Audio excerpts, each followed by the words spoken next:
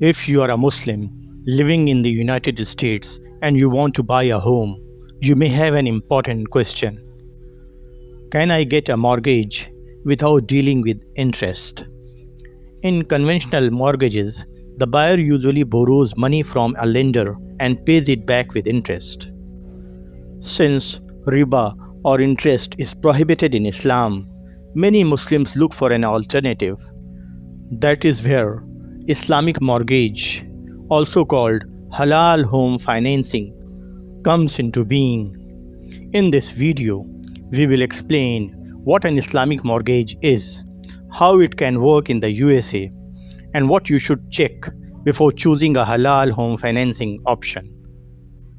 But before that, let's understand, what does an Islamic mortgage mean? An Islamic mortgage is a home financing agreement designed to follow principles of Sharia, particularly the prohibition of riba. The basic idea is different from a conventional interest-based loan.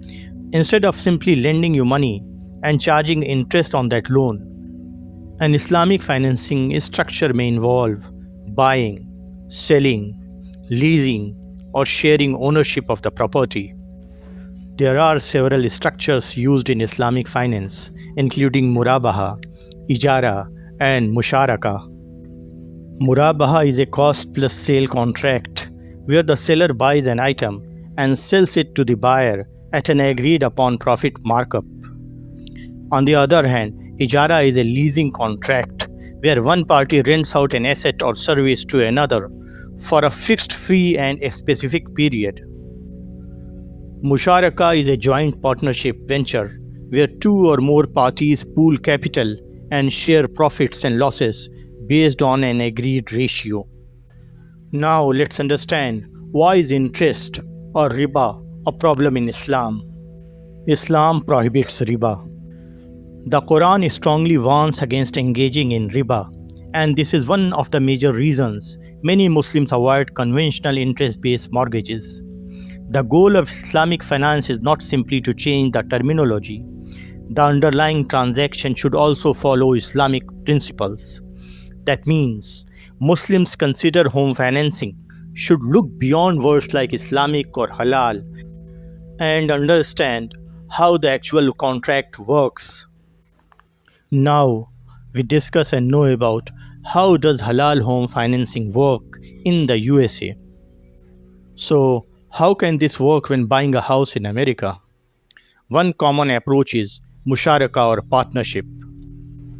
In a diminishing Musharaka agreement, the financing company and the customer can jointly own the property. The customer then gradually purchases the financing company's share over time. As the customer's ownership increases, the company's ownership decreases. Another possible structure is Ijara, which is based on leasing. In this agreement, the financier may purchase the property and lease it to the customer. The customer makes agreed payments while using this property according to the terms of the contract.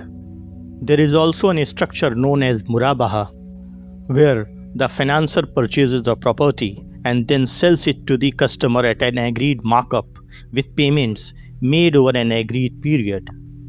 The important point is that these structures are intended to be based on a relying underlying transaction rather than simply charging interest on a cash loan. The important question is Islamic mortgage really halal? This is an important question. You should not assume that every product marketed as an Islamic mortgage is automatically halal. Different scholars and Islamic finance institutions may have different opinions about specific contracts. For this reason, it is important to understand the actual agreement. Look at questions such as who owns the property? What exactly are you paying for?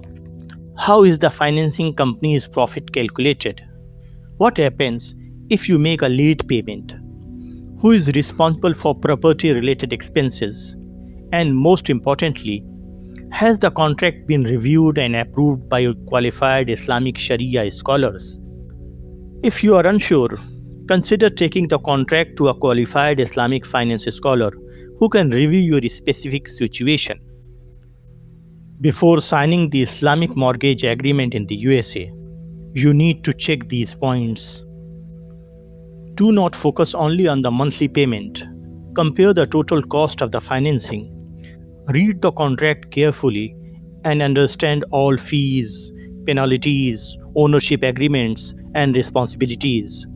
Also, check whether the provider clearly explains its Sharia structure and whether it has an independent or recognized Sharia supervisory process. Remember, halal financing can still have cost and profit margins.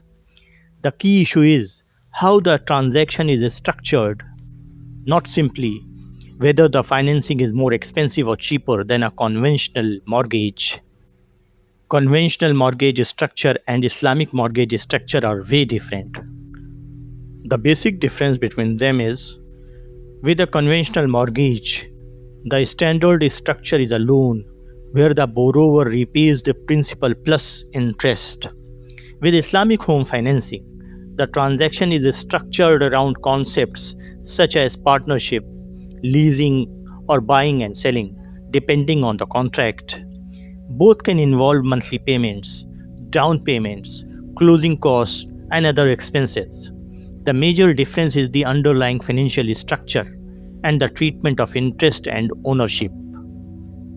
So, if you're a Muslim in the USA looking to buy a home, an Islamic mortgage may provide an alternative to conventional interest based financing. But do not choose a product simply because it has the word Islamic or halal in its name. Understand the contract, understand the ownership structure, understand the total cost. If you have doubts about whether a particular agreement complies with Islamic principles, consult a qualified scholar who understands both Islamic finance and the legal structure of home financing in the United States. This video is for Islamic purposes. It does not imply any Islamic fatwa. If you found this video helpful, subscribe for more simple explanations about halal finance in the USA. Inshallah, meet you in the next video. Till then, Assalamu alaikum wa rahmatullahi wa barakatuh.